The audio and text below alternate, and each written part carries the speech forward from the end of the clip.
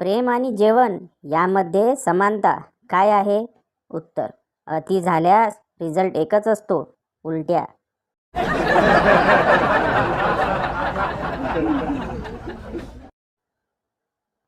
बबडी: अरे देवा देवा, काय हे? आज उद्यानात एवढी कागद कसली पडली आहेत?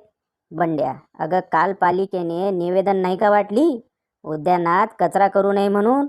त्याच निवेदनांची कागद आहेत ते.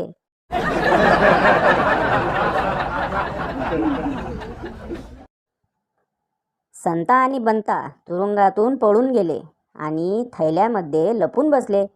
त्यांना शोधण्यासाठी आलेल्या शिपायाला संशय आल्याने त्याने एका थैलीवर लाथ हाणली. संता ओरडला, भू भू. शिपायाने दुसऱ्या थैलीवर लाथ हाणली. संता पुन्हा ओरडला, अरे बाबा, त्या थैलीत बटाटे आहेत.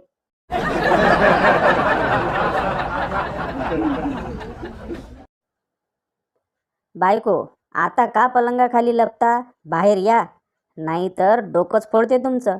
नवरा: माझं घर आहे, मी कुठेही मला वाटेल तिथे मी बसेल, तुझ्या बापाचं काय जातंय?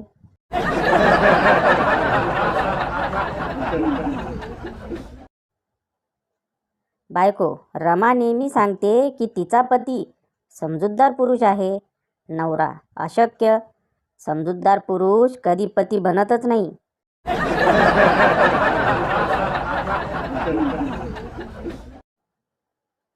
बायको: अहो, कोपऱ्यावरचा भिकारी आंधळा असल्याचे नाटक करतो, कारण त्याने काल मला डोळा मारला. नवरा: मग तो नक्कीच आंधळा असल्याची मला खात्री वाटते.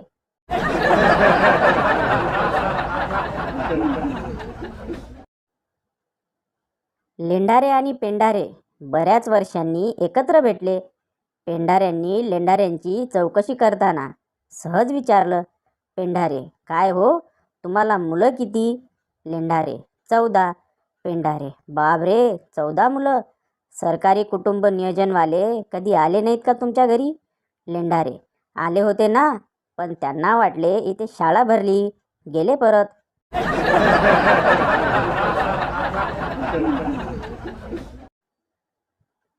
हॉटेलमध्ये गेलेला एक इसम गरमागरम मिसळ खात असतो. त्याला त्या मिसळीत एक मेलेलं झुरळ सापडतं. त्याचबरोबर मिसळ आणून देणाऱ्या पोराला हाक मारून तो रागाने म्हणाला, या मिसळीत बघ न मेलेले झुरळ आलंय. यावर तो पोऱ्या म्हणाला, तुम्हा गिरायकांना मिसळ तर गरमागरम हवी असते, मग गरम मिसळीत झुरळ जिवंत कसं राहील? उष्णतेमुळे ते मरणारच.